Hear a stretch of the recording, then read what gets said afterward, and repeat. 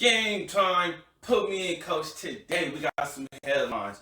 We have the investigation going on between the Heat and the Bulls. I have some details. What type of penalties are these teams potentially facing? Number two, who is the number one team in the East? You guessed it, the Washington Wizards. Who? We're going to talk about the Hornets. Is Lamelo Ball a superstar? Because last night he snapped the Warriors' 7-game winning streak. What happened last night? We're going to talk about all of that and more. So stay tuned, because here on this channel, wait. Before we get to that, like this video, subscribe to the channel, and share this video like an assist, because here we are talking basketball. So you're going to get the biggest headlines, game commentary, and basketball knowledge all wrapped up into one video. So without further ado, let's get straight to the video. Number one, let's talk about the penalties that the Miami Heat and the Chicago Bulls could potentially be facing because of tampering rules. Now, when it comes to tampering is one of those things where you contacted a player before the time that you were allowed to talk to this player. So they were spending a lot of time, energy, and resources trying to recruit players to come to their teams. Now, if we're talking about the Bulls and the Miami Heat, both of these teams actually picked up players that fit their schemes perfectly, because Lonzo Ball, the things that he does, it fits exactly with Zach LaVine and Vucevic, because he's a guy that passes the ball. Now, a guy like Kyle Lowry going to the Miami Heat, another match made in heaven, because Kyle Lowry is a guy who plays defense, sets the tone, and plays scrappy defense. Plus, he's very savvy that the ball goes to the open guy. Both of these pickups were perfect. The penalties that these teams could potentially be up against, they could potentially pay up to $10 million in fines. But the key words in that phrase is possibly, potentially, could. Adding up to, which means it probably won't be that much. I'm surprised that I'm surprised that this even made it to the mainstream for everybody's consumption, because come on, it's the Miami Heat. When it comes to the Chicago Bulls haven't been very good in about 7 to 10 years. They're on the fast track to being one of the best teams in the NBA. I'm sure the owner probably will be mad that he has to give up $10 million, because, you know, that's a lot of money.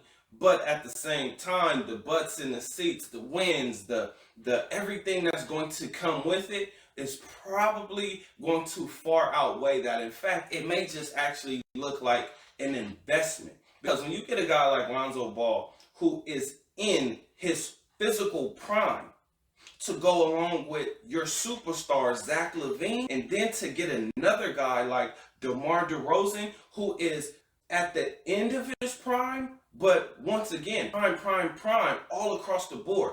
That's why the Bulls are the number 3 team in the East right now. And it looks like more success is coming their way. Say that he probably has about 4 or 5 years left. What guys he really has to play defense against. He is a phenomenal defender.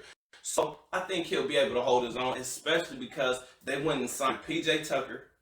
And they also signed Markieff Morris, who just got into a skirmish with Joker, Nikola Jokic. The Miami Heat and the Bulls are in a way better position than they are. And I understand they probably had to go low and try some different tactics, because they just weren't doing anything. The Bulls, the Heat were stuck as a middle of the pack team. Granted, they went to the championship, and then the Bulls were like lottery pick status. The Wizards are the number 1 team in the East. How in the hell did this happen? The Wizards filled in positions that they actually needed, right? So the guys that they got from the Lakers, now usually the trade works out for the team who gets the best player, but the Lakers are still working some things out. When it comes to the Wizards, they got Kentavious Caldwell-Pope, who has averaging about 9 points a game, which is, you know, just 1 point down, but I'm sure they brought him in to be the primary defender, so Bradley Beal doesn't really have to play defense. Spencer Dinwiddie, who, hey, I could say he carried the Brooklyn Nets that season that Kevin Durant was actually injured, and it was Spencer and Kyrie Irving. Spencer was the guy who actually held the team down because, as we all know, Kyrie is going to miss some time. Montrezl Harrell. His point total actually went up to about 18 points a game, whereas when he was playing with my Lakers, he was down to about 13, maybe 14. Kyle Kuzma. Now, his points have increased a whole 2 points. One more basket. His percentage is a little bit lower, so there's things that he has to fix. But ultimately, the team chemistry is much, much better. This is looking real bad on Russell Westbrook because the team chemistry with my Lakers is not looking very good. The Rockets, not a very good team, but somehow we're struggling against them. We have to beat those teams in overtime. We're giving up huge leads. So this is making Russell Westbrook look bad. Russ, we have to change the way you play. We cannot allow Russ to be Russ anymore, because Russ being Russ means he's going to turn the ball over. He's playing with Hall of Famers. He's playing with guys who have already made a name for themselves. Wayne Ellington is shooting the lights out. He's one of the best players in the NBA, top 5. You got Dwight Howard, DeAndre Jordan, and you have some defenders on the team. So there's even more responsibility that Russell Westbrook doesn't have to carry on his own back. The mistakes that he's making look like mistakes that a rookie would make. Russell Westbrook is one of my favorite players, so it hurts me to say this, but he has to change his game. Go ahead, hire a shooting coach. It will benefit you.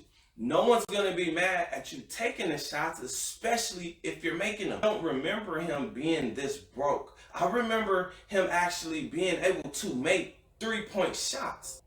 I remember those seasons with the Thunder when he was actually knocking down threes. Now, I'm sure he's never had a high percentage, but the percentage that he's shooting now is even worse. His career is progressing, so it should be going up, not down.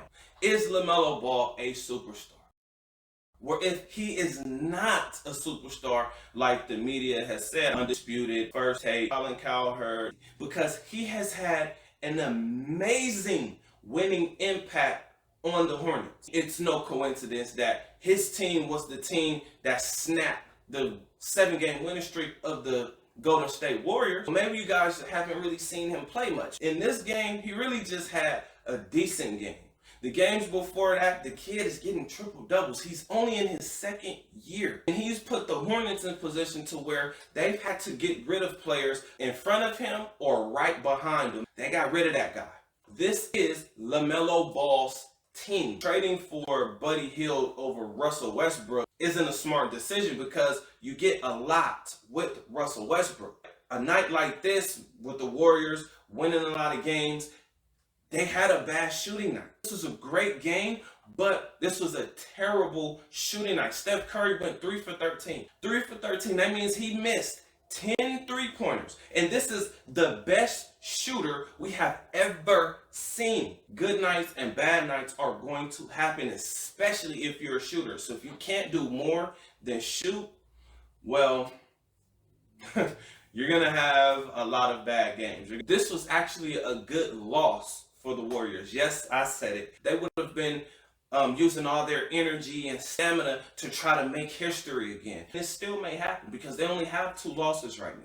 But, and they're still number 1 in the NBA. When you're using so much energy, trying to break records, trying to do anything other than win a championship, you get derailed. It does kind of bring them back down to earth just a little bit. Expect Steph Curry to have an MVP season. He's already shown you that he's going to do it. He scored 50 points and had 10 assists. That is amazing and damn near impossible. Because if you're shooting that much, more than likely you're not passing that much. Because when you make passes, that doesn't mean that you're going to get the assist because guys are still going to miss. I want to thank you guys for tuning in to watch my show once again. If there's any questions or comments or concerns, put them under this video.